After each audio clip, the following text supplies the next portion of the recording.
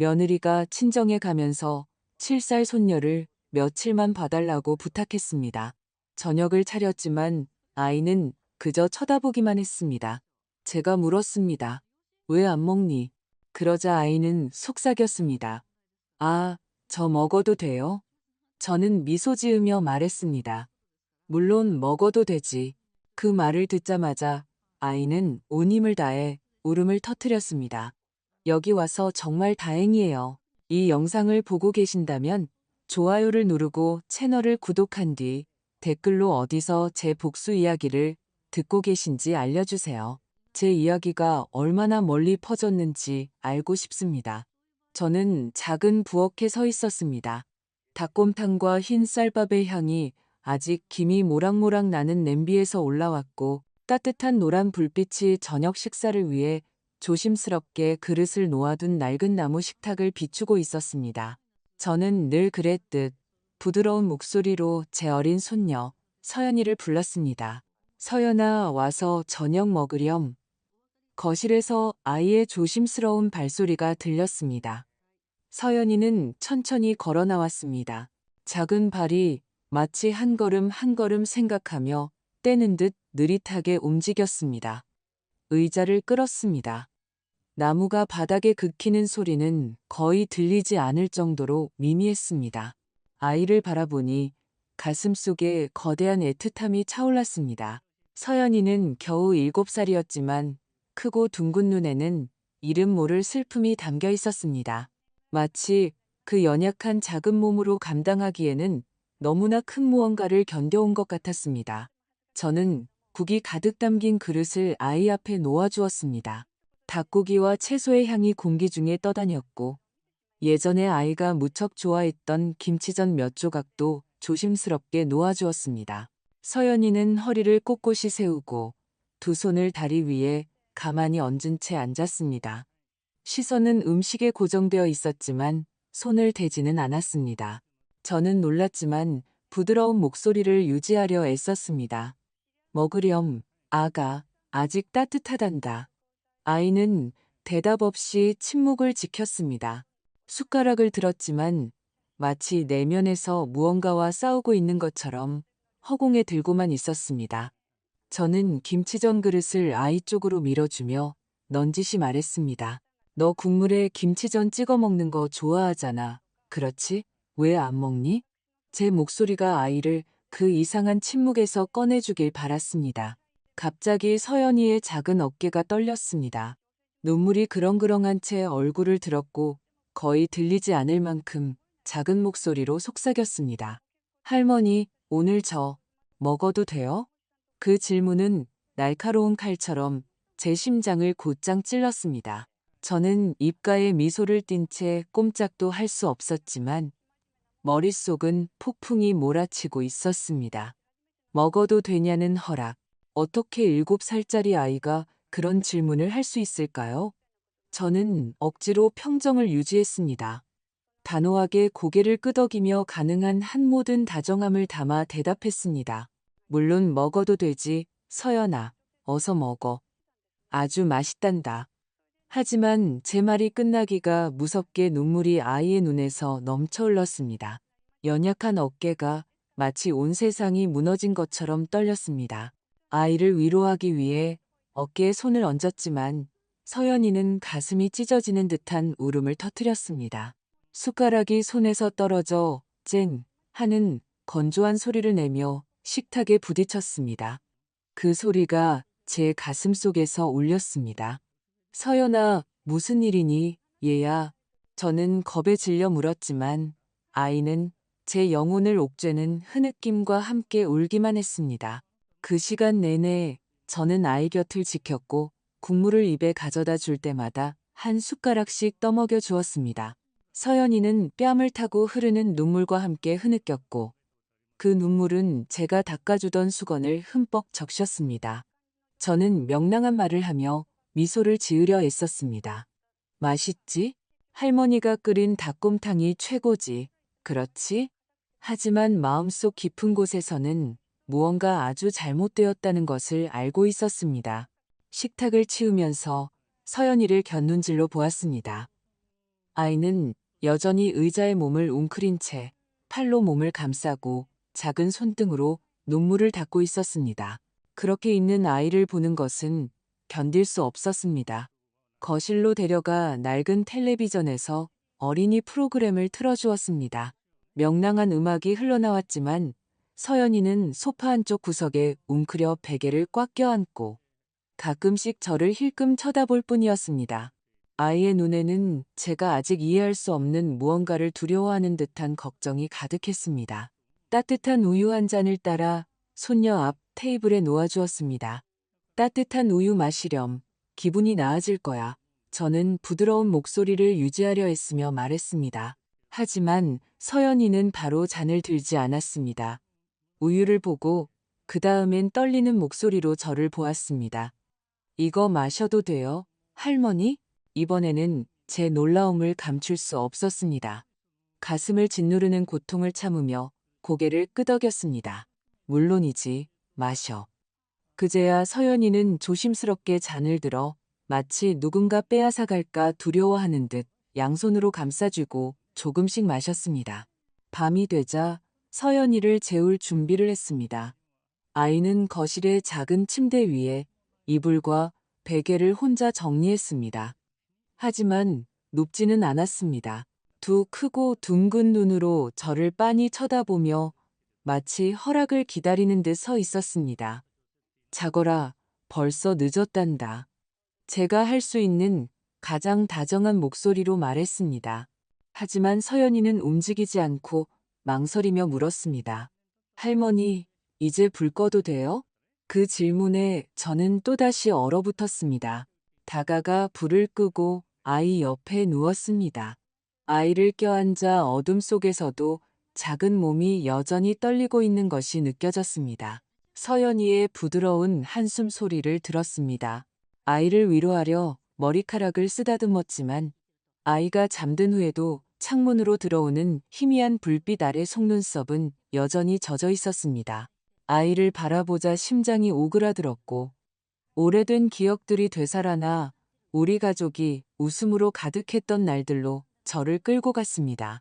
하지만 이제 그 기억들은 떠올릴 때마다 제 심장을 베는 날카로운 파편일 뿐이었습니다. 저는 아직도 제 첫째 며느리였던 지혜가 자기 집 부엌에 서서 맛있는 갈비찜을 준비하며 능숙하게 손을 움직이던 모습을 생생하게 기억합니다.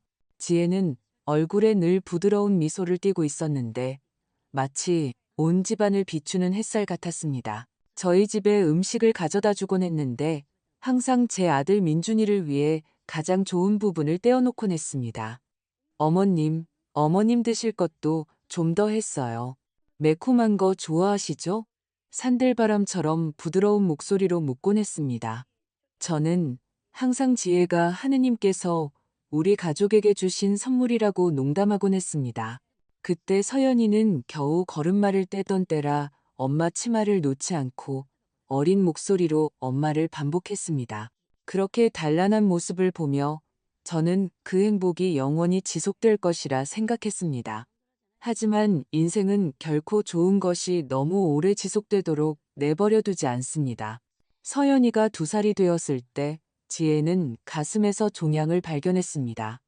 떨리는 목소리로 제게 전화했던 날을 똑똑히 기억하지만 애써 평정을 유지하려 했습니다. 어머님, 병원에 갔는데 의사 선생님이 뭔가 좋지 않다고 하세요. 하지만 걱정 마세요. 분명 심각한 건 아닐 거예요. 저는 그녀와 저 자신을 안심시키려 했지만 마음속으로는 쉽지 않을 것임을 알았습니다. 온 가족이 병마와 싸우기 위해 나섰습니다. 희망의 한 줄기라도 붙잡으려 이 병원, 저 병원을 뛰어다녔습니다. 민준이는 의료비를 대기 위해 가장 아끼던 차를 팔았습니다. 저는 명동성당에서 며칠 밤낮으로 기도하며 촛불을 켜고 하느님께 며느리를 살려달라고 빌었습니다. 하지만 암은 무자비한 적이었습니다. 서연이의 5번째 생일 직전에 우리에게서 지혜를 앗아갔습니다. 지혜가 떠난 날 밤, 저는 병원 복도에서 민준이가 서연이를 온 힘을 다해 껴안고 눈물이 마를 때까지 우는 모습을 바라보고 있었습니다. 아이는 무슨 일이 일어났는지 이해하기에는 너무 어렸습니다. 그저 아빠의 셔츠를 붙잡고 엄마 어딨어? 아빠? 라고 물을 뿐이었습니다. 저는 그 순진한 눈을 참아볼 수 없어 얼굴을 돌렸습니다. 제가 해줄 답이 없다는 것을 알았기 때문입니다.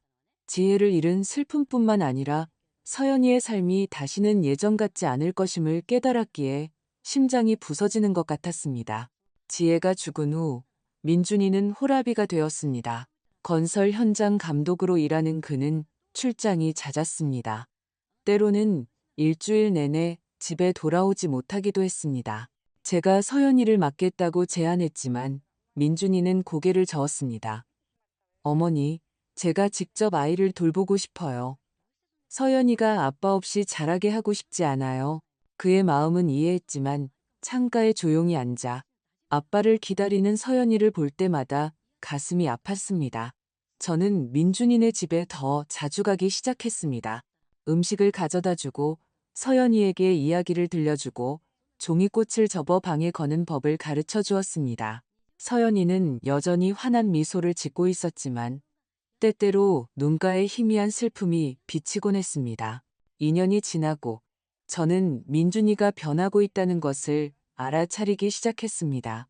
점점 말이 줄어들었고 눈에는 항상 지친 기색이 역력했습니다. 어느 날 오후 그가 흥분된 목소리로 전화를 걸어왔습니다. 어머니, 부산에서 어떤 사람을 만났어요. 이름은 은정이에요. 사별했고 아주 좋은 사람이에요. 서연이랑도 잘 지낼 것 같아요. 저는 아들을 위해 기뻤지만 마음 한편으로는 걱정이 되었습니다.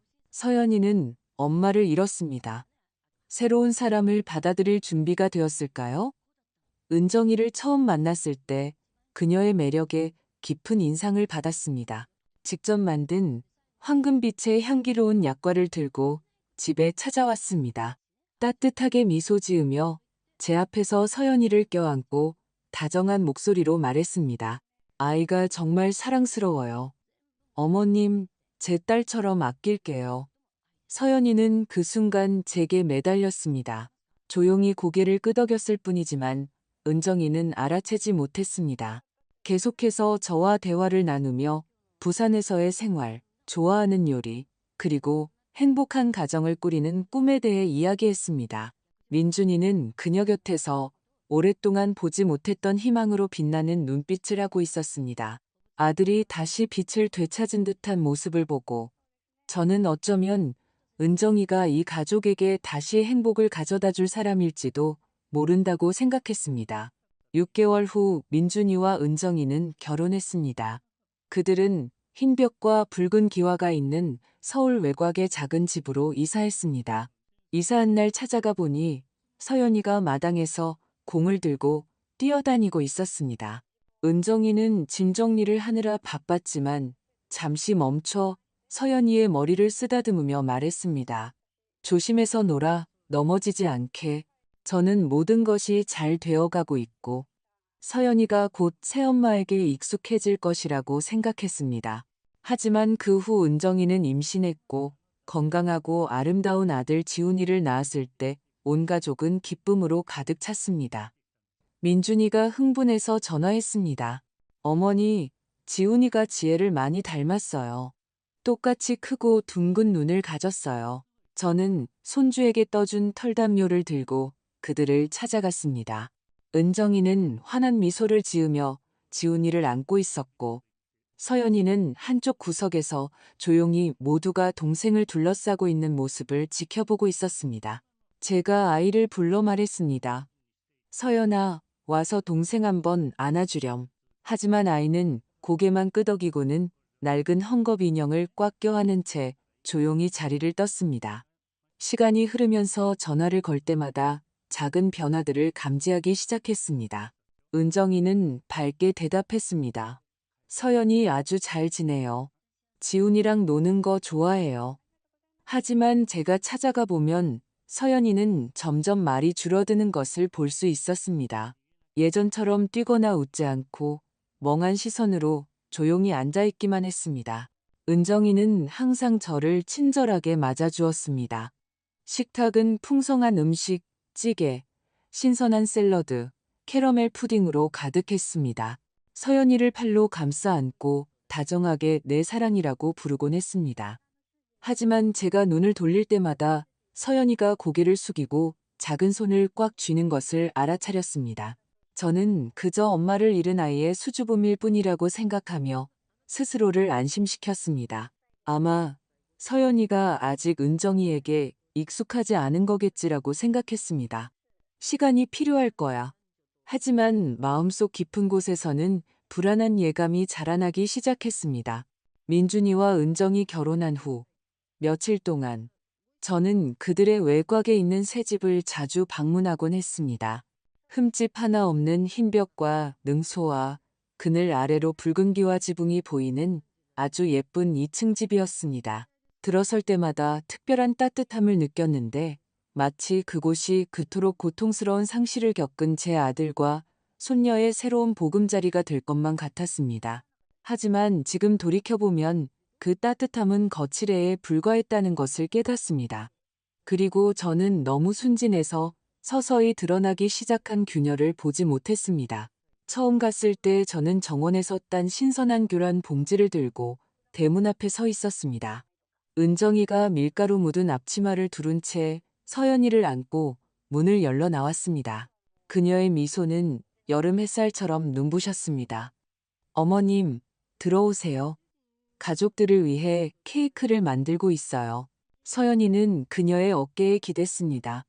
크고 둥근 눈이 저를 바라보았지만 아무 말도 하지 않았습니다. 저는 아이의 머리를 쓰다듬으며 미소 지었습니다. 할머니가 귤 가져왔어. 아주 달단다. 아이는 고개를 끄덕였지만 미소는 희미했고 마치 저를 기쁘게 해주려는 듯 했습니다. 그날 식탁은 너무나 정성껏 차려져 있어서 감탄하지 않을 수 없었습니다. 김이 모락모락 나고 향긋한 찌개가 중앙을 차지하고 있었습니다. 그 옆에는 얇게 썬 토마토와 오이로 만든 신선한 샐러드가 있었고 특별 요리로는 연애의 주인공인 양 정중앙에 놓인 황금빛으로 반짝이는 캐러멜 푸딩이 있었습니다. 은정이는 쉴 새 없이 음식을 날랐습니다. 민준이의 술잔을 채우고 서연이의 접시에 고기를 더 얹어주며 다정한 목소리로 말했습니다. 우리 아이는 찌개를 아주 좋아해요. 그렇지, 서연아? 그러고는 아이의 어깨를 쓰다듬으며 덧붙였습니다. 내 사랑, 많이 먹으렴. 서연이는 고개를 끄덕이기만 했습니다. 작은 숟가락으로 떠서 접시에서 눈을 떼지 않고 천천히 씹었습니다. 민준이는 맞은편에 앉아 있었는데 지혜가 떠난 후로 보지 못했던 행복한 표정을 짓고 있었습니다.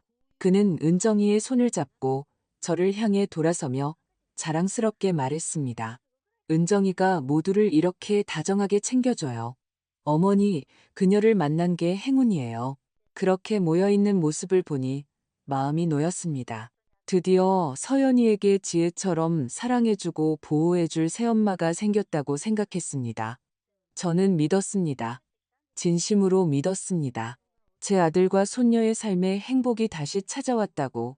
때때로 은정이는 주말에 서연이를 저희 집에 데려왔습니다. 항상 빵 한 바구니나 직접 만든 귤잼 한 병을 들고 와서 환한 미소로 말했습니다. 어머님, 드셔보시라고 잼 좀 만들었어요. 입에 맞으시는지 한번 보세요. 이웃들은 그녀를 칭찬하기 바빴습니다. 새댁은 참 헌신적이야. 항상 어찌나 예의 바르게 인사를 하는지. 옆집에 사는 김 여사님은 심지어 이렇게 말하기도 했습니다. 은정 씨는 정말 멋진 여자야. 항상 서연이를 안고 다니면서 친딸처럼 돌보는 모습이 보여 그런 말을 들을수록 은정이에 대한 제 신뢰는 커져만 갔습니다. 민준이가 그녀와 결혼하도록 지지한 것이 잘한 일이라고 생각했습니다. 서연이가 새로운 가정에서 사랑받고 있다고 믿었습니다.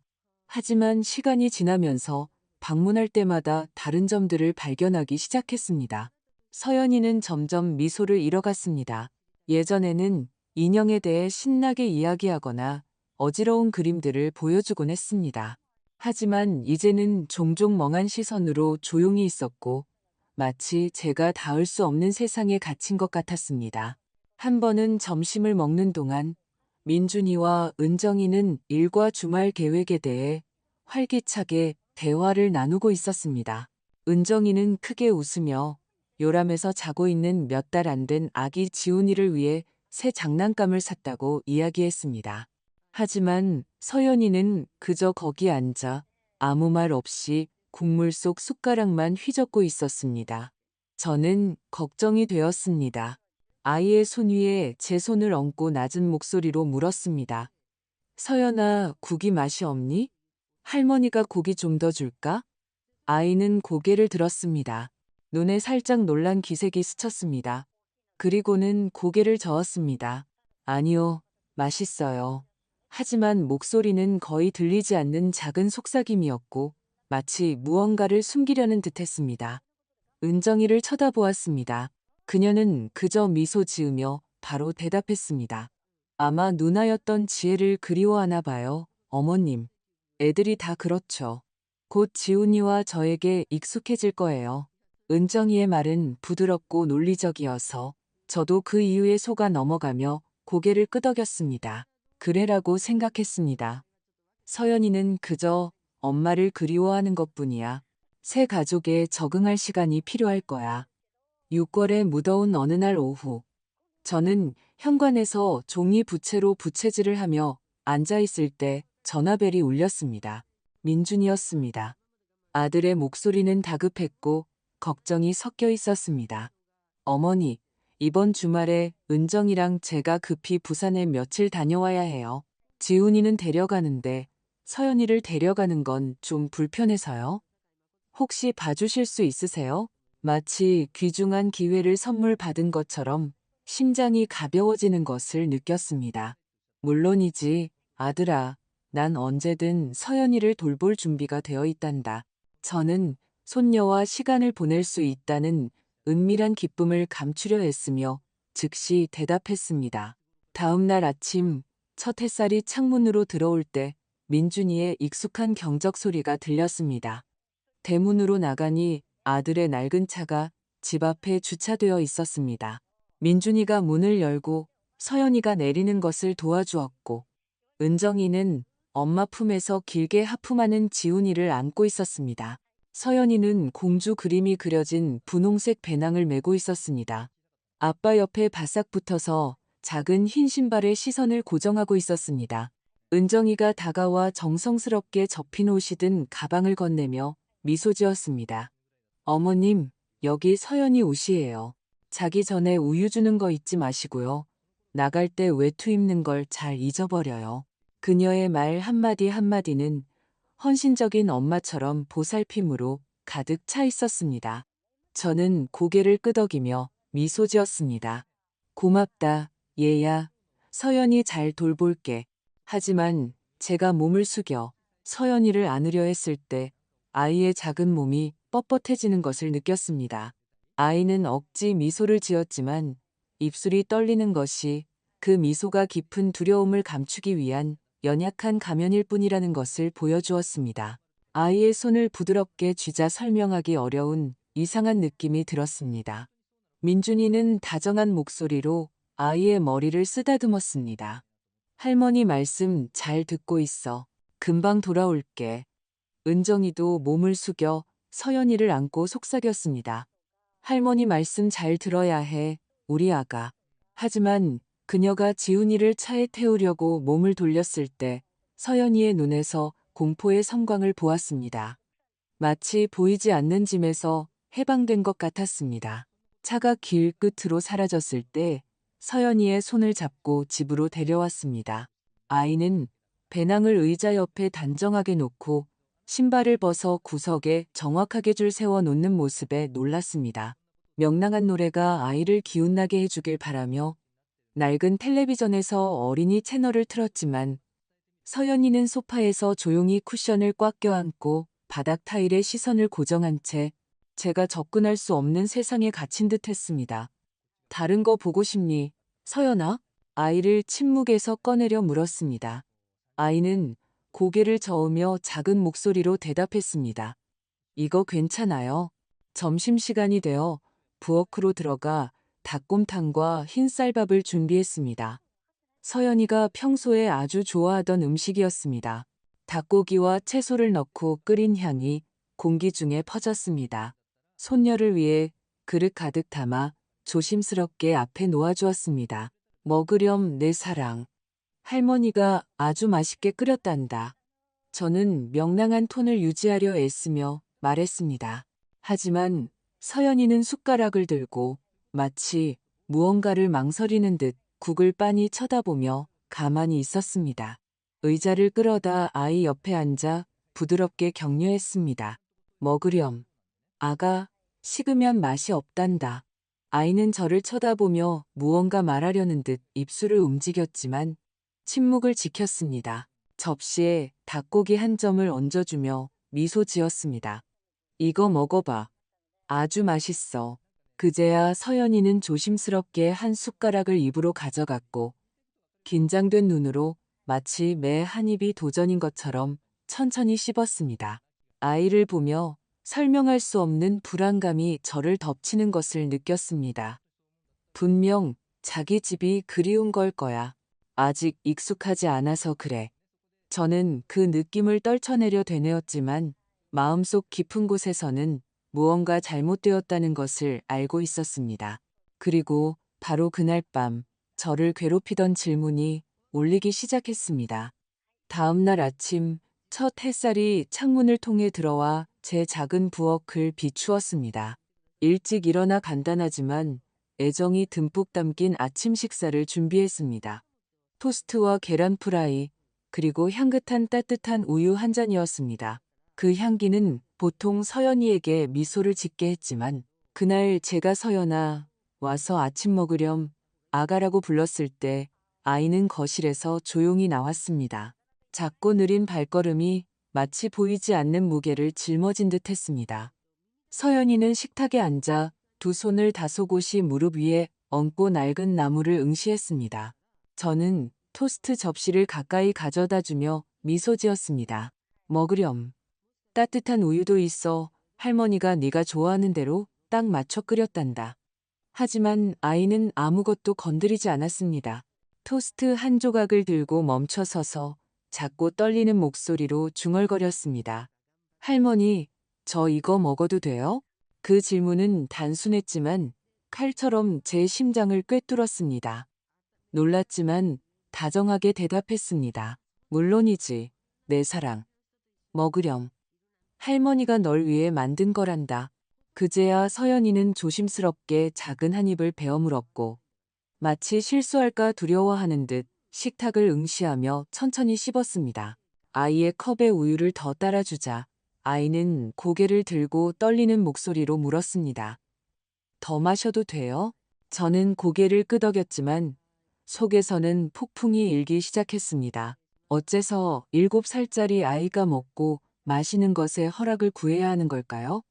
마치 삶의 가장 기본적인 것들이 특권인 것처럼. 저는 마음이 아파 아이를 바라보았습니다. 아이는 누군가 빼앗아 갈까 두려워하는 듯 컵을 힘껏 껴안고 작은 모금씩 마셨습니다. 그 모습에 목이 메었습니다. 아이를 안아주고 여기서는 두려워할 필요가 없다고 말해주고 싶었지만 말만으로는 충분하지 않다는 것을 알았습니다. 아침 식사 후 아이의 손을 잡고 동네의 작은 광장을 지나 학교까지 걸어갔습니다.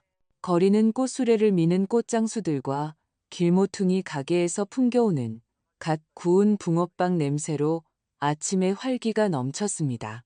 서연이는 제 옆에서 짧고 조심스러운 걸음으로 걸었고 마치 길을 잃을까 두려워하는 듯 항상 제게 바싹 붙어 있었습니다. 저는 붕어빵 가게 앞에 멈춰 서서 따뜻한 봉지 하나를 사서 아이에게 주었습니다. 자, 내 사랑, 즐겁게 먹으렴. 하지만 서연이는 종이봉투를 열어볼 생각도 않고 그저 껴안고만 있었습니다. 저는 놀라서 아이를 격려했습니다. 먹으렴, 아가, 따뜻한 붕어빵은 정말 맛있단다. 아이는 망설이며 저를 쳐다보았고 그제야 조심스럽게 작은 조각 하나를 떼어 마치 아주 심각한 일을 하는 것처럼 천천히 씹었습니다. 학교에 도착해서 서연이를 선생님께 인계했습니다. 운동장에서 친구들이 뛰고 웃는 것을 보며 서연이도 그들과 어울리기를 바랐습니다. 하지만 아이는 그저 벽에 붙어 조용히 지켜볼 뿐이었습니다. 크고 둥근 눈은 예전처럼 기쁨으로 빛나지 않았고 깊은 슬픔을 감추고 있었습니다. 저는 가슴이 답답한 채 멀리서 아이를 바라보고 있었습니다. 분명 집이 그리운 것뿐이야. 라고 스스로에게 말했습니다. 하지만 마음속 깊은 곳에서는 그것이 진짜 이유가 아니라는 것을 알고 있었습니다. 오후에 서연이를 데리러 갔을 때 아이의 기분을 풀어주려고 대화를 시도했습니다. 오늘 수업 시간에 재미있었니? 친구랑 놀았어? 아이는 낮은 목소리로 대답했습니다. 네. 하지만 눈은 텅 비어 있었고 마치 그 대답이 저를 안심시키기 위한 것일 뿐인 듯 했습니다. 아이의 손을 잡자 날이 여전히 더웠음에도 불구하고 얼음장처럼 차가운 것이 느껴졌습니다. 집으로 가는 길에 아이를 기쁘게 해줄 생각으로 하트 모양 풍선을 사주려고 멈췄습니다. 하지만 풍선을 주자 서연이는 그저 그것을 받고 저를 보며 물었습니다. 이거 가져도 돼요? 저는 고개를 끄덕였지만 무언가 가슴을 짓누르는 것을 느꼈습니다. 단순한 풍선 하나, 그토록 작은 기쁨. 그런데도 아이는 허락을 구해야 한다고 느꼈습니다. 오후에는 아이의 순수함을 조금이라도 일깨워 주길 바라며 테이블 위에 크레용과 종이를 놓아주었습니다. 그림 그려보렴. 예전에는 아주 좋아했잖아.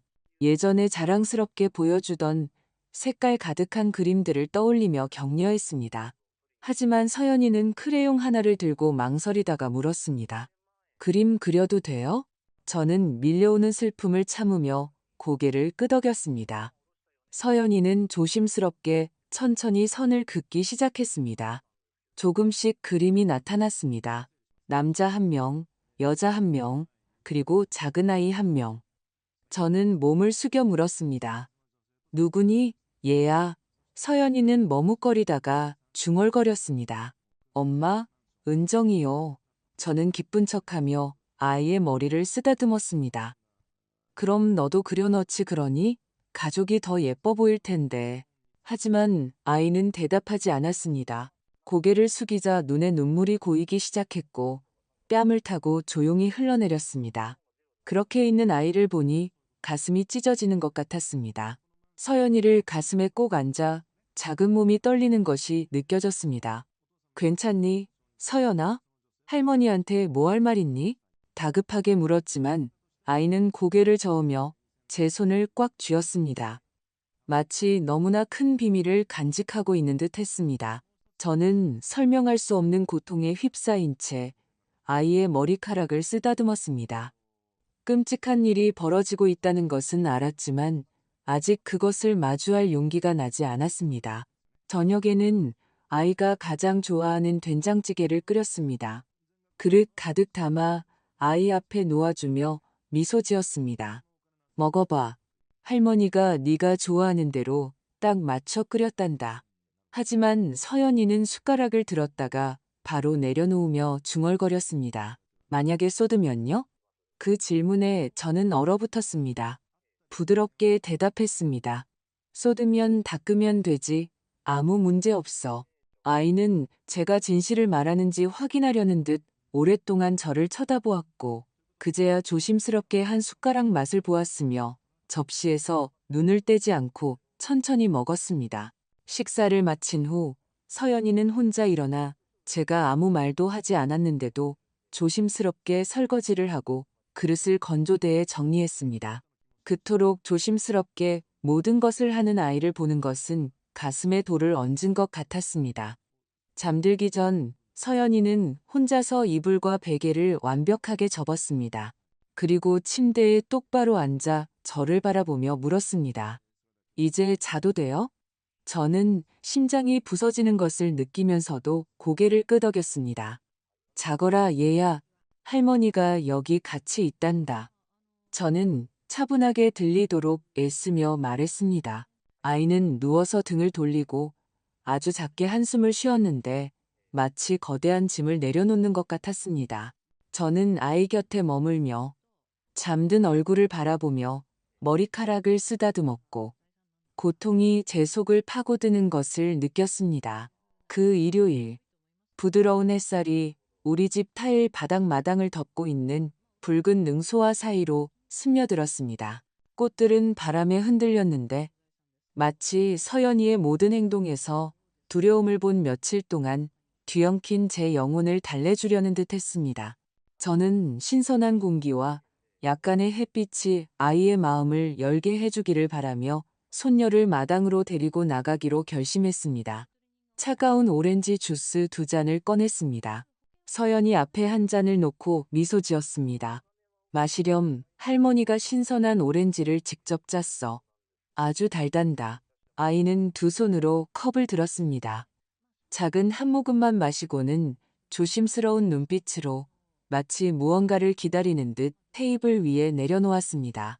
저는 아이 옆에 앉아 가능한 한 가장 부드러운 목소리를 유지하려 애썼습니다. 서연아, 여기서는 자연스럽게 행동해도 된단다. 아무것도 허락받을 필요 없어. 마시고 싶으면 마시고, 놀고 싶으면 놀아. 알았지, 아가? 아이는 고개를 끄덕였지만 누군가 빼앗아 갈까 두려워하는 듯 컵을 꽉 쥔 채 계속 침묵을 지켰습니다. 그렇게 있는 아이를 보니 가슴이 아팠습니다. 저는 일어나 부엌에서 과자 상자를 가져와 테이블 위에 놓고 말했습니다. 과자 먹으렴. 할머니가 네가 좋아하는 걸로 사왔어. 서연이는 과자 하나를 집었지만 갑자기 눈에 눈물이 가득 찼습니다. 저는 놀라서 아이 쪽으로 몸을 숙였습니다.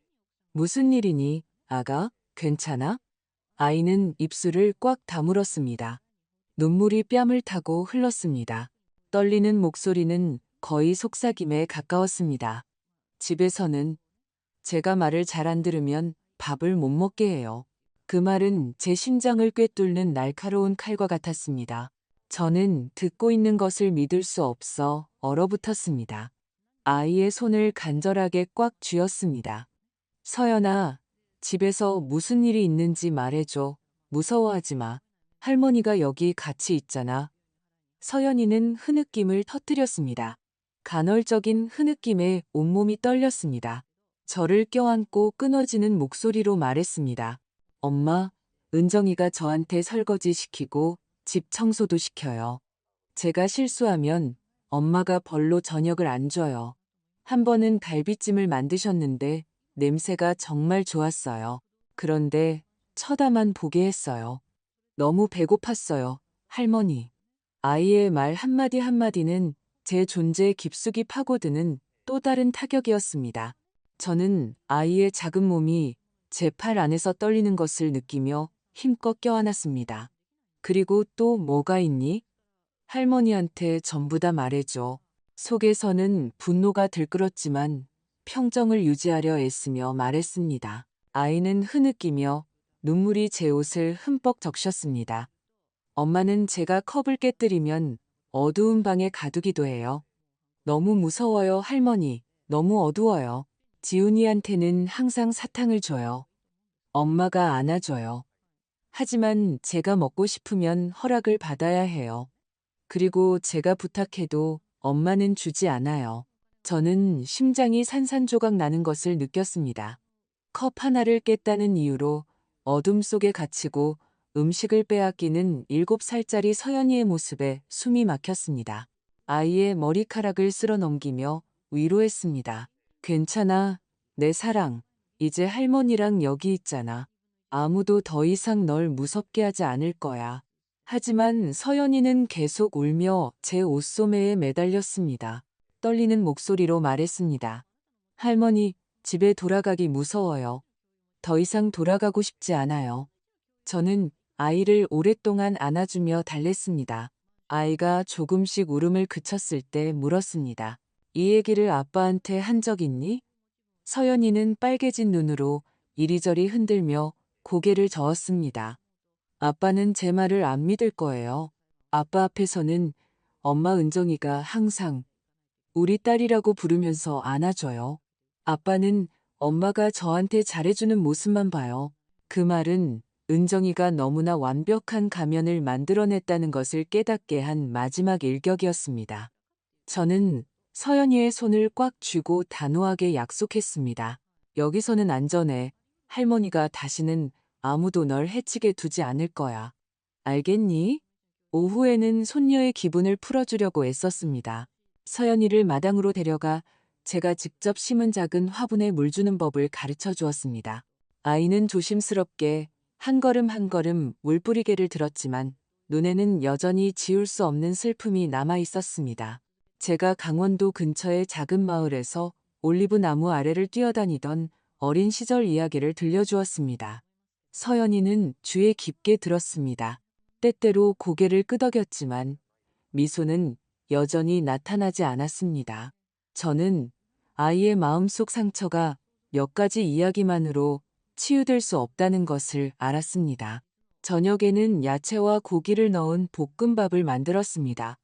간단하지만 색감이 풍부한 요리였습니다. 서연이 앞에 그릇을 놓아주며 미소 지었습니다. 먹으렴, 얘야, 맛있게 먹어. 며칠 만에 처음으로 아이는 허락을 구하지 않았습니다. 밥 한 숟가락을 떠서 천천히 먹고는 조금 더 밝아진 눈으로 저를 쳐다보았습니다. 그릇을 다 비운 후 서연이는 수줍게 물었습니다. 할머니, 한 그릇 더 먹어도 돼요? 저는 고개를 끄덕였습니다.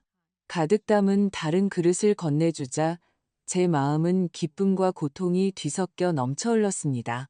제 손녀가 안전하다고 느끼기 시작했지만 저는 두려움이 아이의 영혼 가장 깊은 곳에 여전히 묻혀 있다는 것을 알았습니다. 잠들기 전 서연이는 혼자서 이불을 덮고 침대에 앉아 더 부드러워진 눈으로 저를 바라보았습니다. 속삭였습니다. 아, 이제 먹는 게 무섭지 않았어요, 할머니. 그 한마디에 저는 웃음을 터뜨렸지만 뺨을 타고 조용히 눈물이 흐르게도 했습니다. 아이를 덮어주고 머리카락을 쓰다듬었습니다. 잘 자렴, 내 사랑. 할머니가 항상 여기 같이 있을게. 서연이는 고개를 끄덕이고 눈을 감았고 처음으로 입가에 살짝 미소를 띤 채 잠드는 것을 보았습니다. 서연이의 눈물 섞인 고백 후 저는 더 이상 팔짱만 끼고 있을 수 없었습니다. 제가 행동하지 않으면 손녀의 고통은 은정이의 완벽한 가면 아래 영원히 묻혀버릴 것이라는 것을 알았습니다. 월요일 아침 일찍 일어나 평소처럼 서연이를 위해 아침 식사를 준비했습니다. 아이가 여전히 눈가에 약간의 불신을 담은 채 죽을 한 숟가락씩 입으로 가져가는 것을 보았습니다. 식탁 아래에서 두 손을 꽉 쥐고 진실을 밝혀내야겠다고 다짐했습니다. 서연이를 학교에 데려다 준 후 저는 문 앞에 서서 아이가 다른 노는 아이들과 어울리지 않고 조용한 분위기로 교실에 들어가는 모습을 지켜보았습니다. 그러고 나서 몸을 돌려 민준이네 가족이 사는 동네로 가는 첫 버스를 탔습니다. 그곳은 2층 집들이 나란히 늘어선 조용한 거리였습니다. 발코니는 붉은 능소화로 뒤덮여 있었습니다.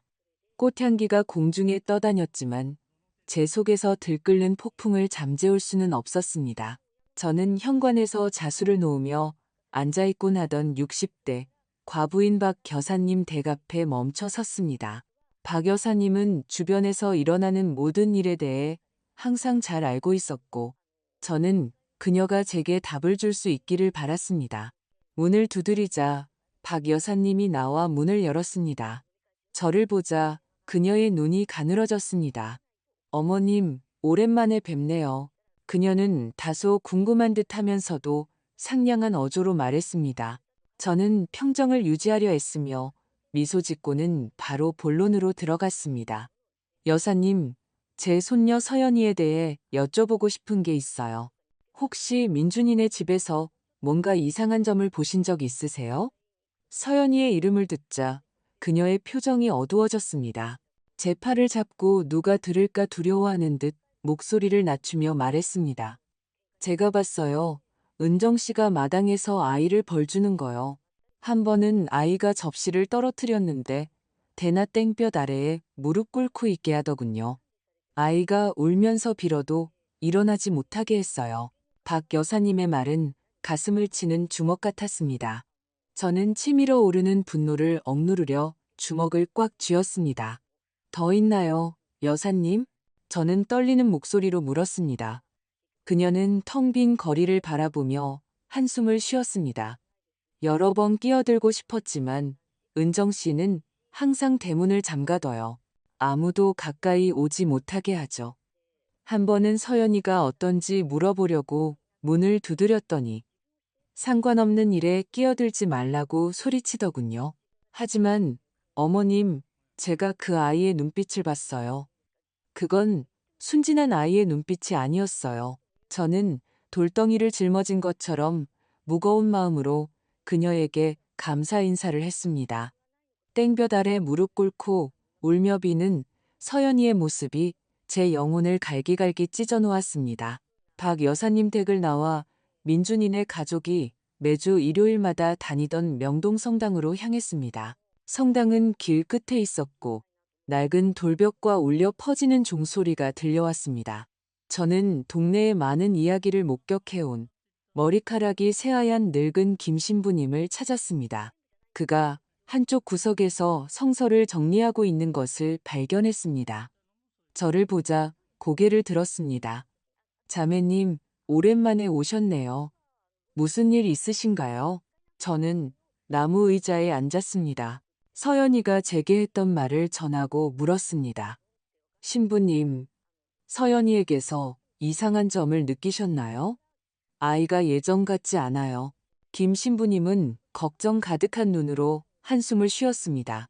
서연이는 착한 아이지만 요즘 제가 말을 걸 때마다 이상하게 침묵을 지켜요. 은정 씨가 먼저 나서서 그냥 수줍음이 많아서 그렇다고 대답하죠. 하지만 제 느낌엔 뭔가 좋지 않아요. 한 번은 미사 후에 아이가 마당에 혼자 서서 은정 씨 품에 안긴 지훈이를 아주 깊은 슬픔이 담긴 눈으로 바라보는 것을 봤어요. 그는 잠시 멈췄다가 말을 이었습니다. 은정 씨가 언젠가 제게 아이들은 엄하게 키워야지. 그렇지 않으면 버릇이 나빠진다고 말한 적이 있어요. 하지만 제가 보기엔 지훈이는 너무 오냐오냐 키우고 항상 사탕과 장난감을 주더군요. 반면에 서연이는 마치 존재하지 않는 것처럼 대했어요. 김 신부님의 말은 서연이가 이미 제게 했던 말을 확인시켜 주었습니다. 분노와 무력감이 뒤섞여 온몸을 훑고 지나갔습니다. 신부님께 감사 인사를 드리고 다시 오겠다고 약속한 뒤 성당을 나섰습니다. 돌아오는 길에 동네 슈퍼에 들러 서연이에게 작은 기쁨이라도 줄 수 있기를 바라며 사탕 한 봉지를 샀습니다. 하지만 그날 오후에 봉지를 건네주자 아이는 한참을 쳐다보더니 제게 물었습니다. 할머니, 이거 하나 먹어도 돼요? 그토록 단순한 질문이 제가 들었던 모든 것에 대한 가장 명확하고 고통스러운 증거였습니다. 저는 눈물을 참으며 고개를 끄덕였습니다. 먹으렴, 얘야. 먹고 싶은 만큼 먹어. 서연이는 조심스럽게 봉지를 열어 사탕 하나만 꺼내고 나머지는 서랍에 넣었습니다. 마치 누가 빼앗아 갈까 두려워하는 듯 했습니다. 그 모습에 제 속은 갈기갈기 찢어졌습니다. 억압이 아이에게 너무나 깊이 스며들어 작은 기쁨 하나에도 허락이 필요했던 것입니다. 저는 아이 옆에 앉아 머리카락을 쓰다듬었습니다. 서연아, 무슨 맛 사탕을 제일 좋아하니? 다음엔 할머니가 더 많이 사줄게. 아이는 눈에 희미한 빛을 띠며 고개를 들었습니다. 딸기 맛이요, 할머니. 하지만 이내 고개를 숙이고 작게 중얼거렸습니다. 하지만 많이는 필요 없어요. 하나면 충분해요. 그 말에 저는 참지 못하고 울음을 터뜨렸습니다. 아이를 꽉 껴안고 속삭였습니다. 넌 이 한 봉지를 다 먹을 자격이 있어. 내 아가. 할머니가 다시는 네가 두려워하게 두지 않을 거야. 그날 밤 저는 서연이가 좋아하던 김치찌개와 나물 반찬으로 간단하지만 따뜻한 저녁을 준비했습니다.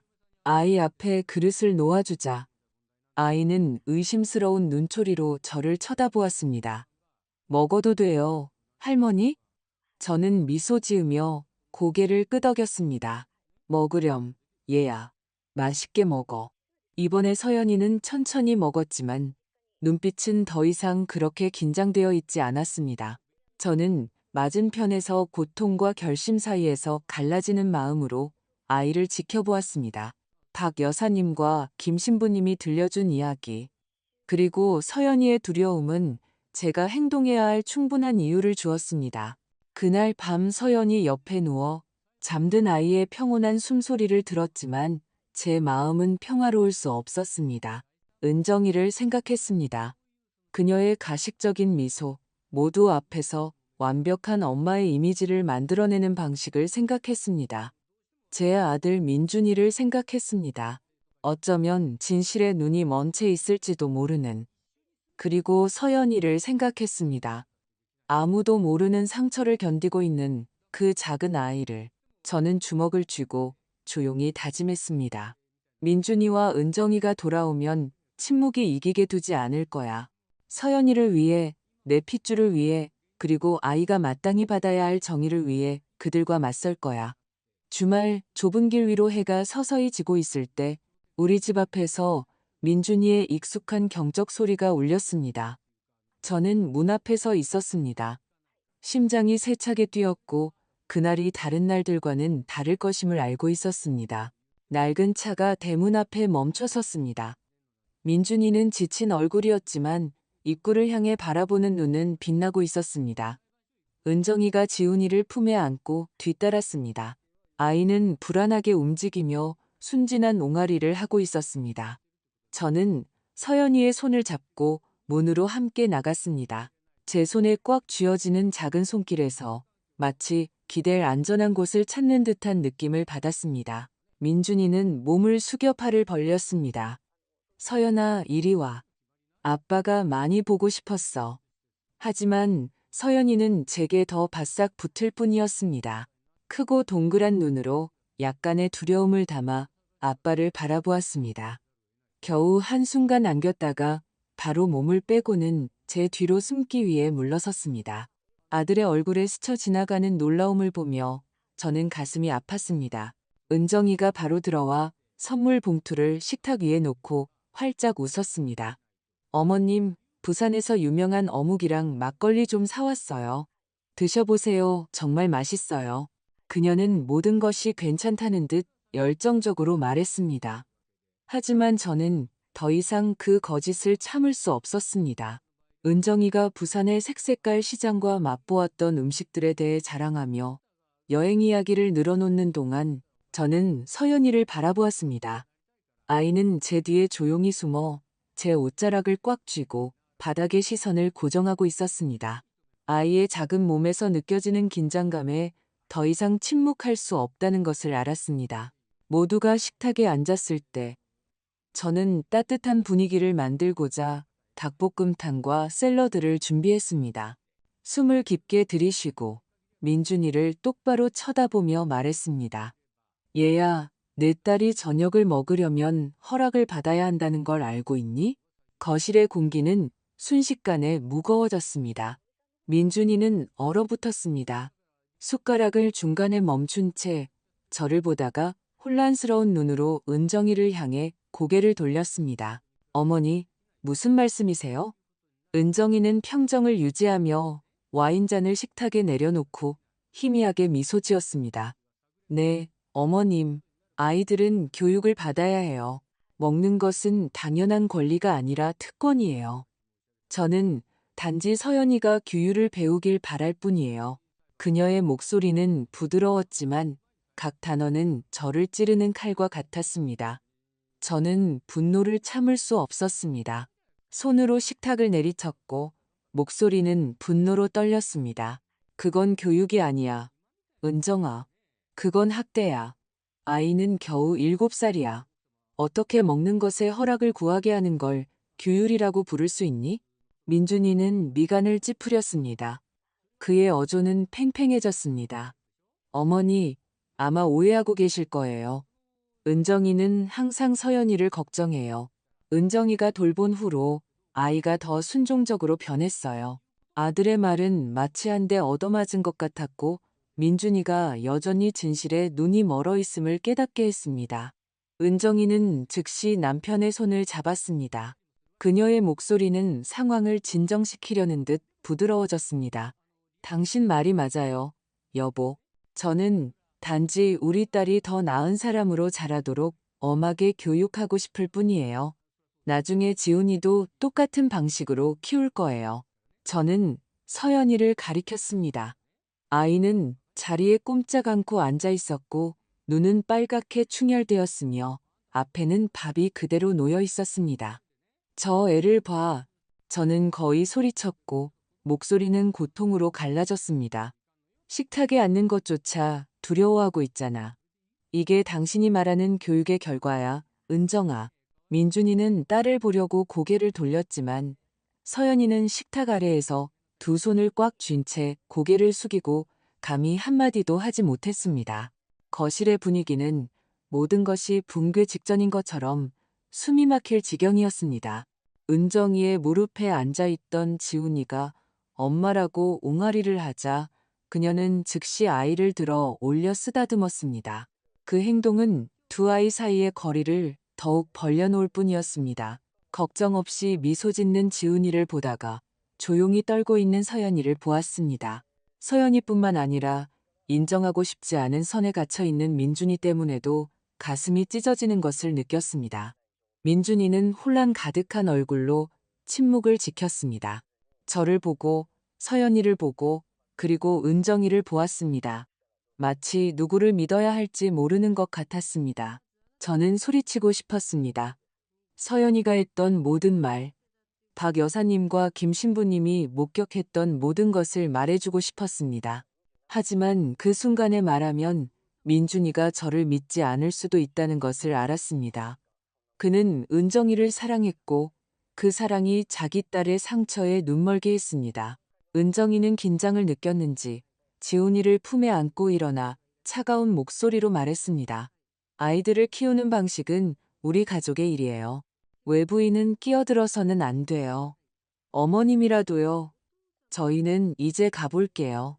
내일 서연이를 데리러 다시 올게요. 그녀의 말은 마지막 일격과 같았습니다. 저는 서연이의 작은 손이 제 손 안에서 떨리는 것을 느끼며 꽉 쥐었습니다. 한 팔로 지훈이를 안고 다른 팔로 민준이를 문 쪽으로 끄는 은정이를 보며 제 마음속에서는 이미 결정을 내렸습니다. 진실이 묻히게 두지 않을 것이다. 서연이가 계속 두려움 속에서 살게 두지 않을 것이다. 문이 닫혔을 때 저는 서연이를 향해 돌아가 힘껏 껴안았습니다. 괜찮아, 내 사랑. 할머니가 다시는 그곳으로 돌아가게 두지 않을 거야. 아이는 뺨을 타고 눈물이 흘렀지만 고개를 끄덕였습니다. 마치 희망의 불꽃을 찾은 것처럼 눈빛이 조금 더 밝아졌습니다. 다음 날 아침 민준이와 은정이가 서연이를 데리러 올 순간을 생각하며 불안한 마음으로 잠에서 깼습니다. 모든 것이 평범해 보이도록 애쓰며 아이의 아침 식사를 준비했습니다. 하지만 아이의 크고 둥근 눈을 볼 때마다 두려움이 여전히 그 안에 숨어 있는 것을 보았습니다. 설거지를 하는 동안 입구에서 경적 소리가 울려 퍼졌습니다. 심장이 빠르게 뛰었습니다. 그들이 도착한 것입니다. 문을 열자 낡은 차에서 내리는 민준이가 보였습니다. 지친 기색이었지만 억지로 미소를 짓고 있었습니다. 은정이는 지훈이를 품에 안고 뒤따랐습니다. 아이는 엄마 품에서 편안하게 하품하고 있었습니다. 민준이가 열정적인 목소리로 크게 불렀습니다. 서연아, 짐 챙겨. 집에 가자. 하지만 저는 거실에 앉아 낡은 헝겊 인형을 껴안고 있는 서연이를 보았습니다. 아빠의 목소리를 듣고 떨고 있었습니다.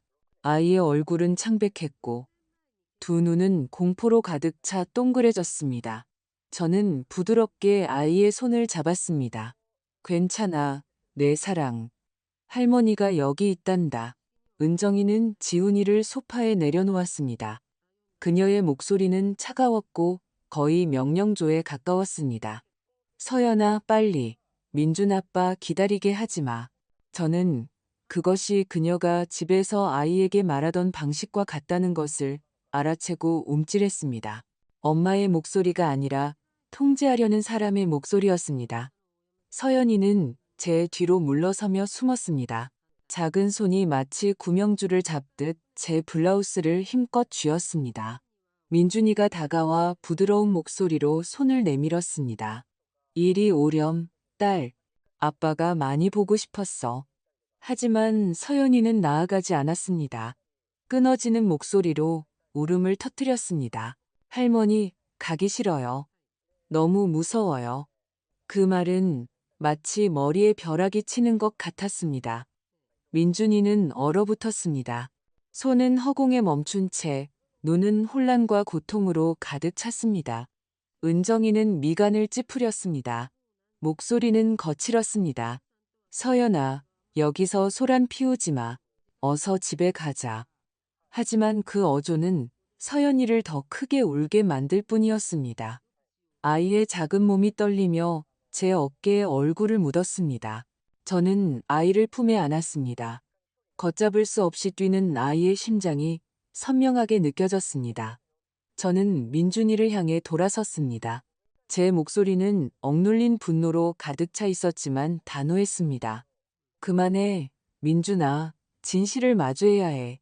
아이가 자기 집에 돌아가는 걸 무서워하고 있잖아. 민준이는 딸과 이야기하기 위해 몸을 숙이려 했지만 서연이는 제 어깨에 더 깊이 숨어 감히 아빠를 쳐다보지도 못했습니다. 은정이는 아빠의 셔츠를 잡아당기는 지훈이의 손을 떼어냈습니다. 마치 방패처럼 아이를 안고 얼음 같은 눈으로 말했습니다. 어머님이 과장하고 계세요. 서연이는 그냥 떼쓰는 거예요. 하지만 저는 더 이상 그 거짓말을 참을 수 없었습니다. 거실의 공기는 너무나 팽팽해서 끊어질 것 같았고 이제 행동할 때라는 것을 알았습니다. 저는 민준이와 은정이 앞에서 휴대폰을 꺼냈습니다. 믿을 수 있는 변호사 친구 혜진에게 전화를 걸었습니다. 혜진아, 도움이 필요해. 내 손녀가 위험에 처해 있어. 저는 떨렸지만 단호한 목소리로 말했습니다. 이어서 아동보호 전문기관에 전화했습니다. 짧지만 명확하게 설명했습니다. 제 손녀 서연이가 집에서 학대당하고 있어요. 즉시 개입이 필요합니다. 은정이가 날카로운 목소리로 소리쳤습니다. 지금 무슨 짓을 하시는 거예요? 이건 가족 문제라고요. 하지만 저는 그녀와 서연이 사이에 서서 거칠게 대답했습니다. 아니, 은정아, 이건 더 이상 가족 문제가 아니야. 이건 법적인 문제야. 내 손녀에게 내 맘대로 하게 두지 않을 거야. 민준이는 완전히 혼란스러워하며 그곳에 서 있었습니다. 담배에 불을 붙였지만 손이 너무 떨려서 피우지 못했습니다. 그는 고통스러운 눈으로 저를 보고 서연이를 보았습니다. 어머니, 무슨 일이에요? 설명 좀 해주세요. 하지만 제가 대답하기 전에 입구에서 자동차 사이렌 소리가 들렸습니다. 불과 20분 후 2명의 사회복지사와 지역 경찰관이 들어왔습니다. 온 동네가 수군거리기 시작했습니다. 몇몇 호기심 많은 이웃들이 멀리서 지켜보고 있었습니다. 몸집은 작지만 부드러운 목소리를 가진 한 사회복지사가 서연이 앞에 몸을 숙였습니다. 안녕, 나는 이 선생님이야.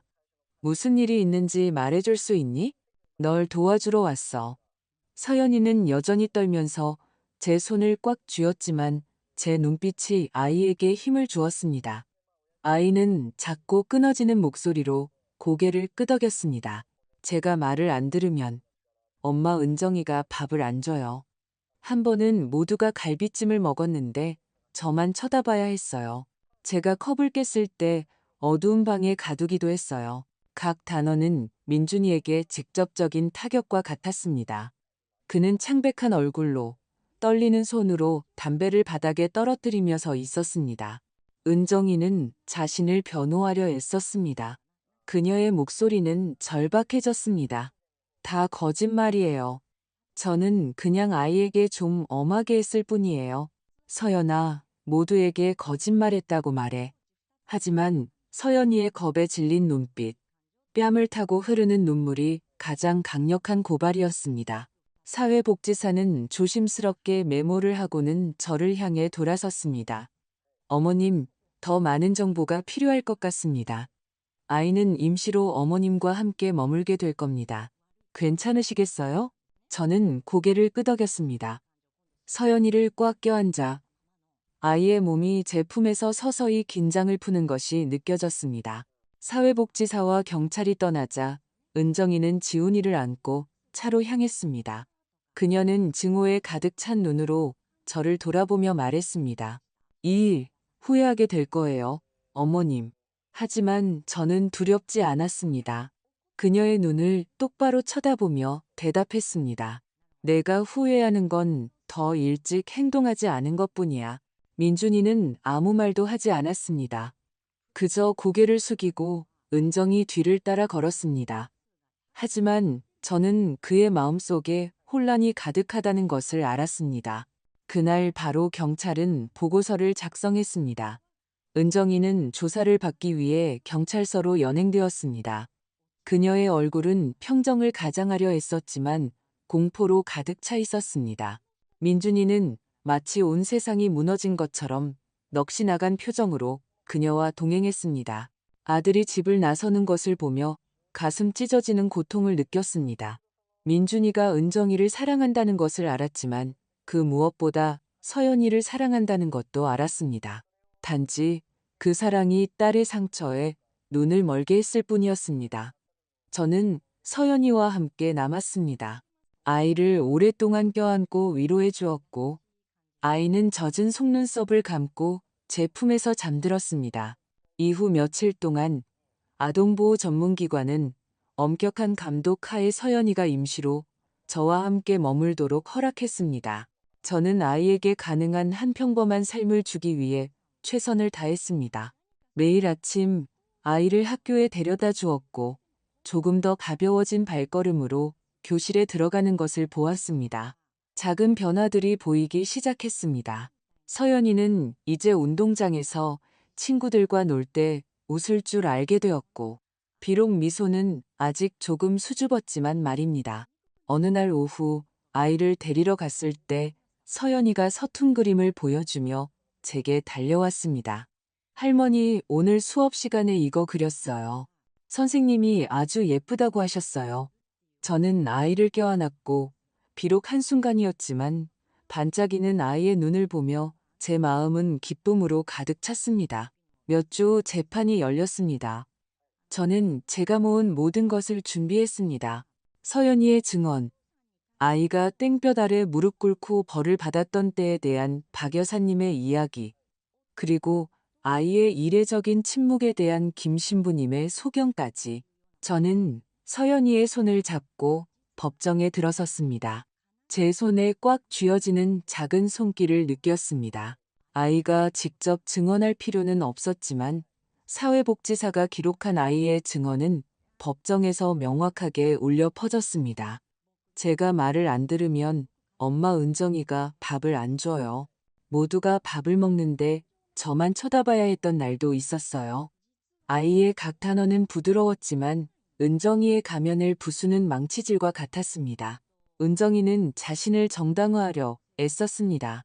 그녀의 목소리는 떨렸습니다. 저는 단지 규율을 가르치고 싶었을 뿐이에요. 저는 나쁜 짓을 하지 않았어요. 하지만 증거는 너무나 명백했습니다. 박 여사님의 증언, 김 신부님의 확인, 그리고 무엇보다도 서연이의 겁에 질린 눈이 모든 것을 말해주었습니다. 법원은 은정에게 아동학대 혐의로 유죄를 선고했습니다.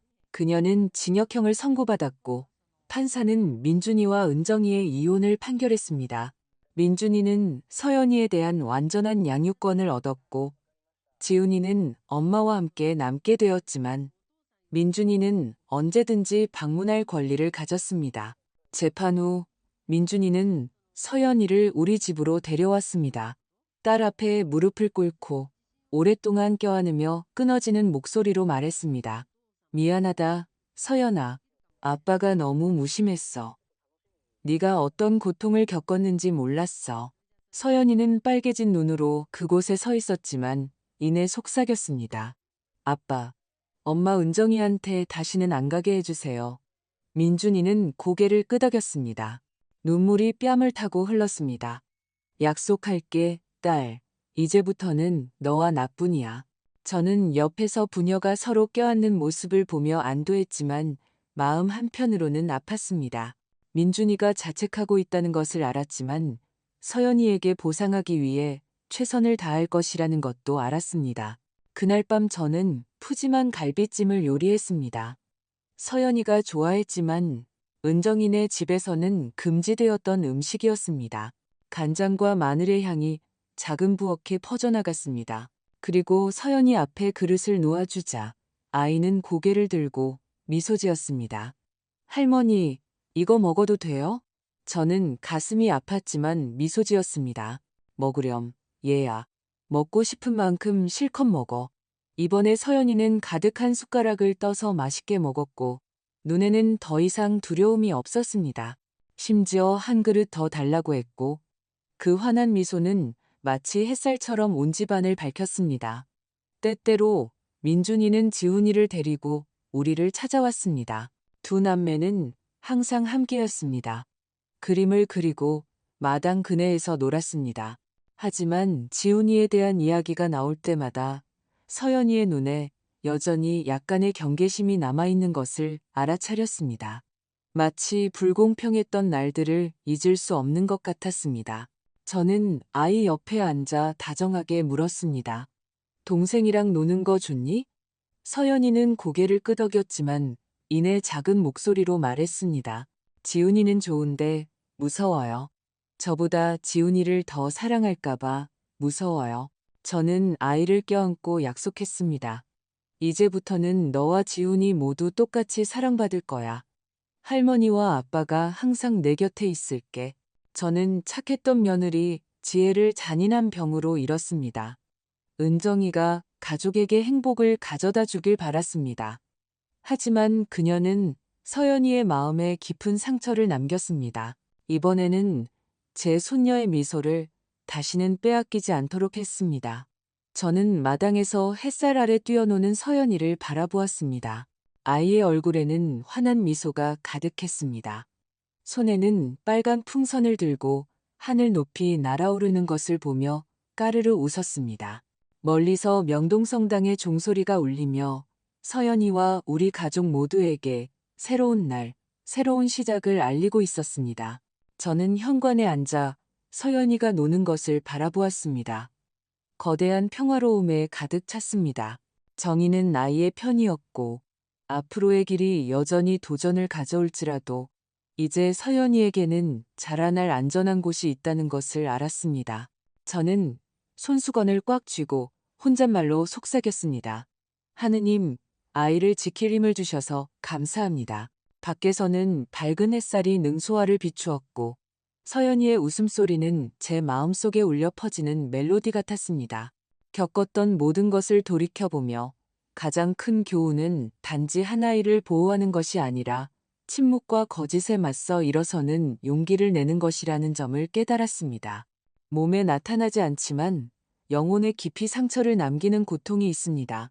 아이가 먹기 위해, 웃기 위해, 살기 위해 허락을 구하게 만드는 그런 고통 말입니다. 지금까지 제 이야기를 따라와 주신 당신에게 남기고 싶은 메시지는 사랑이 결코 통제나 처벌과 혼동되어서는 안 되며 규율이 결코 학대의 변명이 될 수 없다는 것입니다. 우리 각자 부모이든 조부모이든 연약해 보이는 그 작은 목소리에 귀 기울일 책임이 있습니다. 때로는 그 떨리는 속삭임이 가장 큰 구조 요청의 외침이기 때문입니다. 그리고 가장 중요한 것은 정의는 늦어질 수 있지만 우리가 진실과 사랑하는 사람들을 보호할 용기만 있다면 언제나 찾아온다는 것을 항상 기억하세요. 방금 들으신 이야기는 관련된 사람들의 신원을 보호하기 위해 이름과 장소가 변경되었습니다.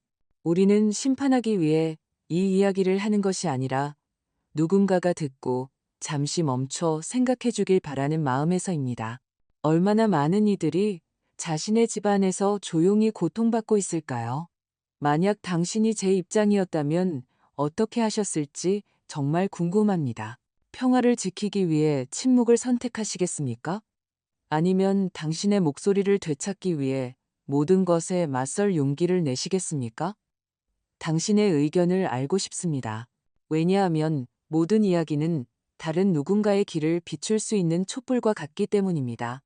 하느님은 항상 축복하시며 저는 용기가 우리를 더 나은 날들로 이끌 것이라고 확신합니다.